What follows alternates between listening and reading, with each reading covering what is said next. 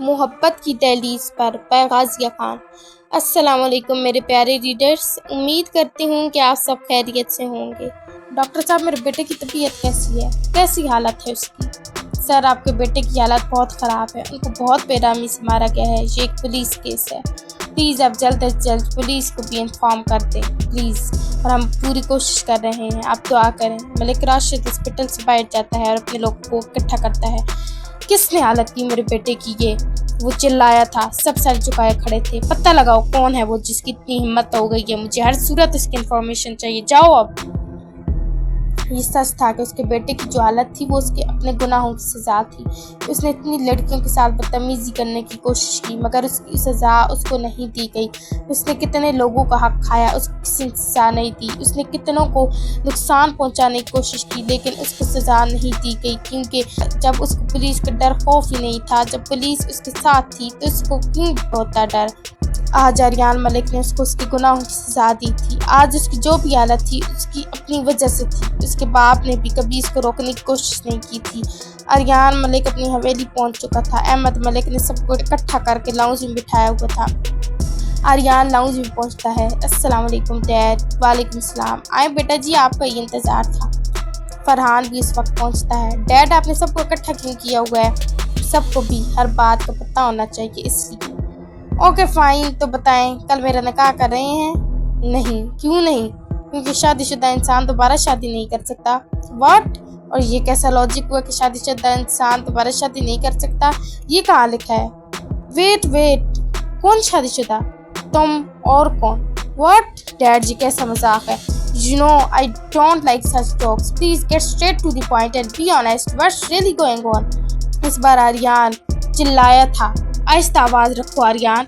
Okay, मैं आहिस्ता आवाज़ में बात करता हूँ। आप बताएं कि मेरी शादी किससे हुई है और कब हुई है? लड़की कौन है? क्या मैं उससे जानता हूँ? सारे सवाल एक साथ ही पूछ लोगे। बैठ कर बात करते हैं। आर्यान की तरफ फरहान बेचारे भी परेशान खड़ा था कि ये हो क्या रहा है। No dad, I don't want to seat.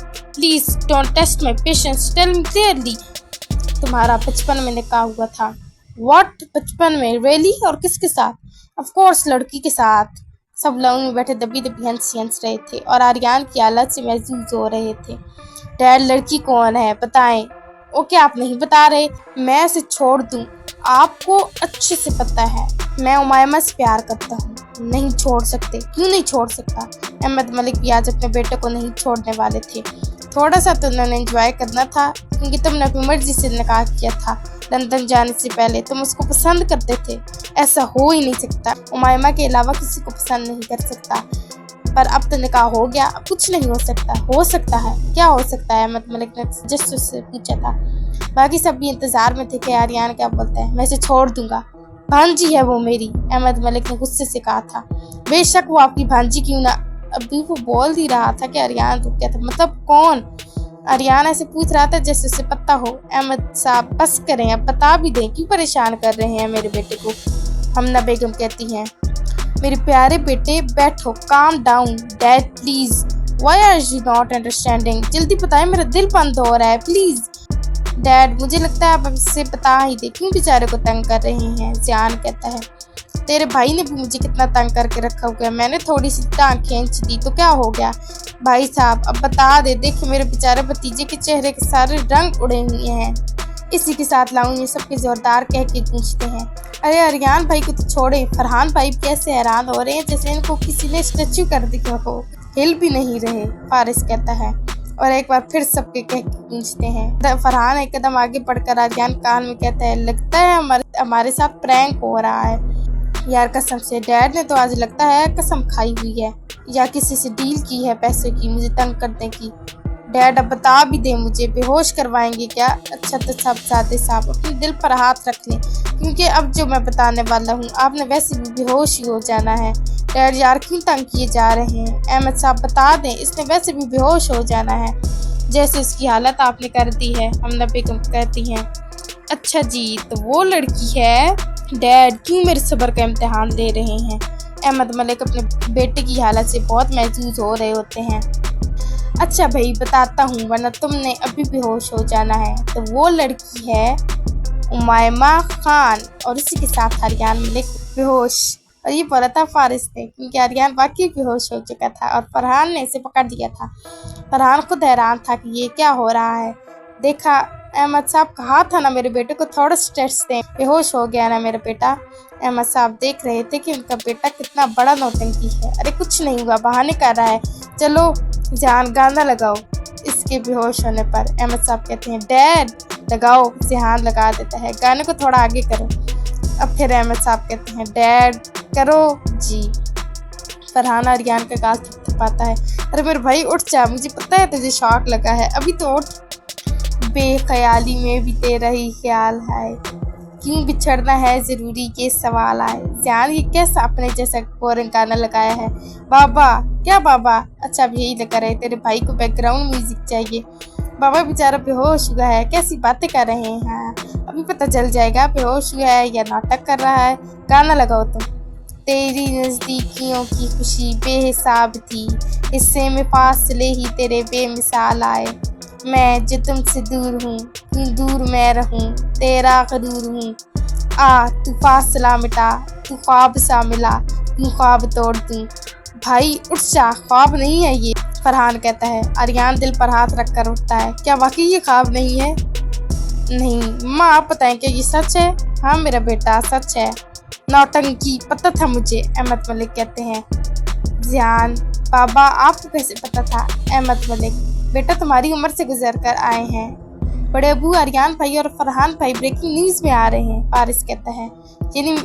यानी मेरे बेटे की नौटंकी न्यूज़ वालों को भी पता चल गई, कहीं पता तो नहीं चल गया? फरहान आर्यन से कहता है। तुझे क्या लगता है इतनी कच्ची गोलियां खेली तुम हमने?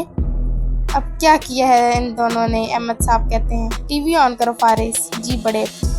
और भाई टीवी बंद करवा, कुछ नहीं होता चलने दे, तेरा तो वो काम है, डूबेंगे तो डूबेंगे सनम, तुझे भी साथ ले डूबेंगे। फरहान कहता है हाँ अब जाहिर है अकेले थोड़ी डूबूंगा। क्या किया जितान निकल रहे हैं डैड, ये तो हमें भी नहीं पता, ऐसा क्या कर दिया जो न्यूज़ में आ रहे हैं। सब खड़े हो जाते हैं कि आखिर हुआ क्या है। फारिस खान हवेली में राजान को भी मैसेज कर देता है और इधर भी सब न्यूज़ देख रहे होते हैं। आज की ताज़ा खबर, पाकिस्तान में लंदन के दो मशहूर बिजनेसमैन आर्यन मलिक और फरहान सुल्तान की आमद हो चुकी है। हम उनको तहे दिल से खुशामदीद कहते हैं और आपको ये भी बताते चले कि उनकी ब्रांचेस यहाँ भी मौजूद हैं, तो शायद ये अपना बिजनेस यहाँ सेटल करने का इरादा करते हैं। जी शोएब क्या खबर है? जी हम उनकी एक ब्रांच के पास मौजूद हैं, जहाँ लड़के एक साइड पर लड़कियों से भी रश्ते भरी हैं। ठीक, लड़के तो चलो काम के लिए आए होंगे, हमें ये बताएं लड़कियाँ क्यों हैं? देखिए आपको पता है इन लड़कियों ने किसी को भी नहीं छोड़ा, तो जब इनकी तस्वीरें देखी हैं तो अब इनसे भी मिलने के लिए आई हैं, तो हम मिलवा भी देते हैं आपको एक लड़की से। जी तो आप यहाँ क्यों आई हैं? लड़की देखिए इतने प्यारे हैंडसम हीरो आए हैं, इनसे मिले बगैर तो नहीं जाएंगे यहाँ से। वाह वाह बेटा जी, क्या कहने आपके, यानी कि लोग आपके साथ काम करने के लिए नहीं बल्कि आपको देखने आए हैं। हमारी तो आज तक किसी ने तारीफ नहीं की, हालांकि हम भी बिजनेसमैन हैं और लड़कियां तो डायरेक्ट शादी की मूड में लग रही हैं। डैड मैंने थोड़ी कहा है उनसे, तुमने कहा ये नहीं, मुझे नहीं जानना, लेकिन ये बता दूं मेरी भांजी की आंख में तुम्हारी वजह से एक आंसू भी आया तो तुम्हारी खाल अपने हाथों से उतारूंगा। उसे अभी ये नहीं पता और वो तुमसे शादी भी नहीं करना चाहती, तो पहले उसे मनाओ, तुम्हारे पास आज का ही वक्त है। ठीक है डैड, अगर मैंने मना लिया तो रुखसती भी कल ही होगी। तुम्हारा दिमाग खराब हो गया, कोई रुखसती नहीं होगी, 1 साल बाद होगी, अभी वो छोटी है। बट डैड जाओ आप, और शहरोज से मैं इस बारे में बात कर चुका हूँ, ना मैं ना वो राजी हैं। वो दोनों बेटियों की रुखसती एक साथ नहीं देगा और आसान भी राजी नहीं है। ये साला हर बार ऐसे ही करता है। आर्यन बड़बड़ाता है। सब उठकर चले जाते हैं। फरहान फ़ोन को देखता है जहाँ कॉल्स पर कॉल जा रही होती है। तुझे किसकी कॉल जा रही है? मंगेतर तो तेरी कोई नहीं है, तू जो है मेरी मंगेतर। जी नहीं, अब दूर है मुझसे। और वो क्यों? Because now I am a married man. और रियली या रात को एक इवेंट है, वहाँ हमने जाना है, फिर कल भी है। और बस भाई बस, मैं नहीं जा रहा। ठीक है फिर मैं भी नहीं जा रहा। अरे समझा कर, तेरी भाभी को भी आज ही समझाना है, इसलिए मेरी तरफ से एक्सक्यूज कर लेना। तू पहले मना लेना भाभी को, फिर चलेंगे। अच्छा चल। देखो मामा आर्यन भाई कितने हैंडसम है। अब तो लड़कियों ने बोल दिया। पलवशा कहती हाँ, क्योंकि उनकी आंखों में मोतिया उतर आया है। मुझे तो तेरी आंखों में लग रहा है। तू मेरी बहन है कि उनकी? अच्छा जी, उन दफा हो, मेरे नॉवेल्स भी उठा कर ले गए। अच्छा किया। वैसे लैला बेगम आर्यान ने बड़ा नाम हासिल कर लिया है। मैं तो कहती थी कि मेरा भतीजा हैंडसम भी है और ज़हीन भी। मम्मा, मैं भी आपका ही बेटा हूँ, गाँव के मामलात भी संभालता हूँ और बिजनेस के भी। हाँ, तो मैंने कब कहा कि मेरा बेटा निकम्मा है? डैड, देख लें आप। देखो लैला, मेरा बेटा भी किसी से कम नहीं है। अच्छा भाई, मुझे माफ़ करें, ये दोनों लड़के कौन है? राशिद मलिक कहता है। सर, ये इनमें से एक अहमद मलिक का बेटा है और दूसरा उसका दोस्त। ठीक है, जाओ जी। हेलो, अस्सलाम वालेकुम पप्पू। वालेकुम सलाम। कैसा है मेरा भतीजा? मैं ठीक, आप कैसी हैं? मैं भी ठीक हूँ। देखा मैंने टीवी पर, अल्लाह तुम्हें और कामयाब करे, आमीन। पप्पू, मुझे आपसे एक बात करनी है। हाँ बोलो। वो बताता है, तो क्या आप मेरा साथ देंगी? अच्छा ठीक है, लेकिन कुछ गड़बड़ ना करना, और हाँ, किसी को इस बारे में पता नहीं लगना चाहिए। अच्छा भाई, जो दिल है करो। Okay, thanks, bye. रात को 7 बजे उमायमा अपने कमरे में होती है कि अचानक उसकी खिड़की से चढ़कर कोई अंदर आता है। और अल्लाह, ये कौन आ गया रात को मेरे कमरे में? मैंने तो दरवाज़ा भी लॉक किया है। उमायमा का दिल बुरी तरह घबरा रहा होता है। एकदम से वो शख्स अंदर आता है। उमायमा उसे देख बुरी तरह चौंक जाती है। माफिया गैंग वालों की तरह, black 3 piece, black mask on face, dark brown eyes, raining hands, white skin colour, बाल जल से खड़े किए हुए, और सबसे बड़ी बात, हाथ में गन। कौन हो आप और मेरे रूम में किस तरह आए? मामा की ज़बान भी इसको साथ नहीं दे रही होती। मैं आपका आशिक, आपका महबूब। वो चलकर उसके पास जाता है। क्यों आए हो यहाँ? बताया जो है, आशिक हूँ आपका गुड़िया, एक पागल आशिक। साथ साथ उसके चेहरे पर गन फिरता है। उमायमा उसके इस अंदाज पर बुरी तरह काम चाहती है। डरो नहीं गुड़िया, कुछ नहीं कहूँगा आपको। चलो एक शेर सुनाता हूँ, गाने का सुनोगी? इश्क गहरा मेरा, तुझ पे पहरा मेरा। साथ ही इसकी ठोड़ी के नीचे गन रखकर ऊपर करता है। वो कांप रही होती है। राहों में है माना धुआं ही धुआं, मेरा रुआं रुआं, मेरा रुआं रुआं, मेरा रुआं रुआं, मेरा रुआं रुआं, अब तेरे ना लिखना। उसकी इतनी सुरीली आवाज़ थी कि जैसे किसी प्रोफेशनल सिंगर की होती है। वो उसकी आवाज़ में खो जाती है, लेकिन डर भी रही होती है कि यह है कौन, और वो उसमें गुम हो रहा होता है, उसकी आंखों में खो रहा होता है। आप मेरी जासूसी करते हैं? वो एकदम होश में आता है। व्हाट? आपने खुद ही कहा है। क्या कहा मैंने? वो उसके और करीब होकर पूछता है। तुझ पे पैरा मेरा, हा हा हा। इतनी गौर से सुना मुझे। वो इसे इतने प्यार से देख रहा होता है कि अभी उसे कहीं छुपा ले, दूर रहकर बात करें। क्यों? प्लीज़।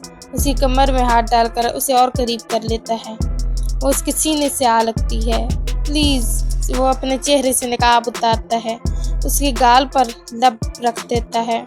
जान, आप बहुत मासूम हो मेरा बच्चा। आप? क्या हुआ? शौक लगा? मुझे भी लगा था। आप क्यों आए हैं? आपको लेने। आपको शायद पता नहीं है कि मैं आपसे शादी नहीं करूंगी। हालांकि उसका दिल तेज रफ्तार से धड़क रहा होता है। अच्छा, तो आपका दिल 120 की स्पीड से क्यों धड़क रहा है मेरे पास होने से? वो तो आपने मुझे डरा दिया इसलिए। नजरें झुका कर कहती है। अच्छा, तो पक्का कल मुझसे निकाह नहीं करेंगी? नहीं। तो ठीक है फिर। I am sorry for this. वो उसके मुंह पर टेप लगा देता है और बाजू जल्दी से बांध देता है। वो इतनी जल्दी करता है कि उमायमा को बात करने का मौका भी नहीं देता। वो उमायमा को अपने कंधे पर डालकर उसी खिड़की से नीचे उतर जाता है। वो अपने हाथ पाँव बहुत हिलाती है, लेकिन उसे कौन सा असर होता है, और लाकर उसे अपने गाड़ी की फ्रंट सीट पर बिठा देता है और खुद ड्राइविंग सीट संभाल लेता है। जाने मन, आपने कहा था मुझसे निकाह नहीं करेगी। मैं इसलिए लंदन नहीं गया था कि पीछे से आप मुझे भूल जाओ। वो अब रोना शुरू हो जाती है। आंखों से आंसू तेजी से निकल रहे होते हैं। कुछ देर बाद गाड़ी एक खूबसूरत बंगले में आकर रुकती है। वो उसे दूसरी साइड से निकाल कर गोद में उठाता है और अंदर ले जाता है। अंदर जाकर उसे एक सोफे पर बिठाता है और उसके मुंह से टेप उतारता है। वो भी रो रही होती है। चुप, मुझे आवाज़ नहीं आनी चाहिए। अभी मौलवी साहब आएंगे और तुमसे पूछेंगे कि ये निकाह कबूल है, तो कहना कबूल है। अच्छा? नहीं, मैं नहीं करूँगी। नहीं करोगी? नहीं। वो अपनी गन निकाल कर उसके सर पर रखते है। अब बताओ, करोगी? करूँगी। Good girl. ना बोला ना, तो ये 6 की 6 गोलियाँ आपकी खोपड़ी में उतार दूंगा। थोड़ी देर बाद मौलवी साहब आते हैं। वो उसके हाथ पांव खोल चुका होता है।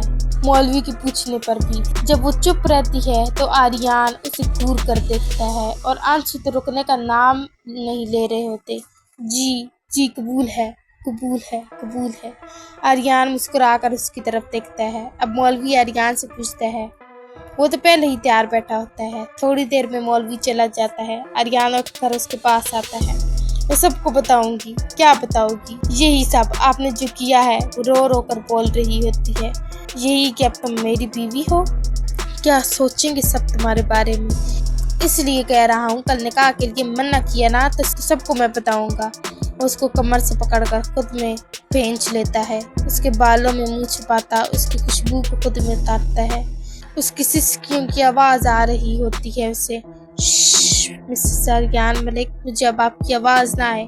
उसके गाल के साथ अपना गाल जोड़ता है। उमायमा ने अपनी बाहें उसके गले में डाल दी होती हैं और वो बेख्तियार उसकी गर्दन पर झुक जाता है। उमायमा की फिर से सिसकी निकलती है।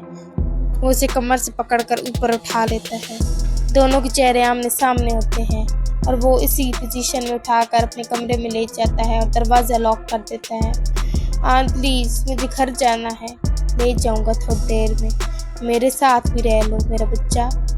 अब हम आपके हस्बैंड हैं। आकर बेड पर बैठता है और उसे अपनी गोद में बिठा लेता है। इधर देखो मेरी तरफ। वो नफ़ी में सर हिलाती है। देखो, वो उसकी ठोड़ी को पकड़कर अपनी तरफ करता है। यार, मैं इश्क करता हूँ आपसे। आप तो मेरी बात ही नहीं सुनती। इस बार फिर उसके होंठों पर चुप जाता है और थोड़ी देर बाद आज़ाद करता है। उसके होंठों पर छोटा सा कट लग जाता है और खून का एक कतरा निकलता है। वो दोबारा से झुककर नरमी से कतरा साफ करता है। वो नज़र झुका लेती है और साथ साथ रोना भी चल रहा होता है। यार, मेरा बच्चा, बात करो मुझसे। मेरा दिल बैठा जा रहा है। तब तो नहीं बैठा जा रहा था जब मुझे डरा कर मुझसे निकाह कर रहे थे। वो आहिस्ता से कहकर घूर कर उसे देखती है। उसके होंठों पर किसी मुस्कुराहट आ जाती है और थोड़ा सा डिम्पल नुमाया होता है। अब बात जो नहीं मानती मेरी। अगर किसी को पता चल गया फिर किसी को कुछ नहीं पता चलेगा। बस एक छोटी सी किस कब से ले रहे हैं और अभी भी चाहिए आपको? वो तो मैं कर रहा था ना, आपने कब की? उमायमा जोर से उसके सीने पर मुक्का मारती है। वो अभी भी इसकी गोद में बैठी होती है। जालिम लड़की, शोर को मार रही हो? आप यही गंदी किस नहीं पसंद मुझे। यार, ये हक है मेरा और शोर यही किस करते हैं। नावल पढ़ती हो, इतना नहीं पता? वो शर्मा कर चेहरा नीचे कर लेती है और आर्यन के सीने पर सर रख कर दोनों बाजू से हक कर लेती है। आन, जी जाने मन। वो नफ़ी में सर हिलाती है। पागल लड़की। आन, जी जाने आन। घर चले ना, सब मुझे ढूंढ रहे होंगे। अच्छा जी, सबका ख्याल है। और बेचारा शोर? बेचारे आप नहीं हैं, मैं हूँ। आपको तो जब दिल करता है कूद कर आ जाते हैं मेरे कमरे में। हा, जाहिर है आशिक हैं हम आपके। आन, अच्छा गुस्सा क्यों कर रही हो? चलते हैं। एपिसोड अच्छी लगे तो रिव्यू देना मत भूलिएगा। दुआओं में याद रखें, खुश रहें और हंसते मुस्कुराते रहें। अल्लाह हाफिज़।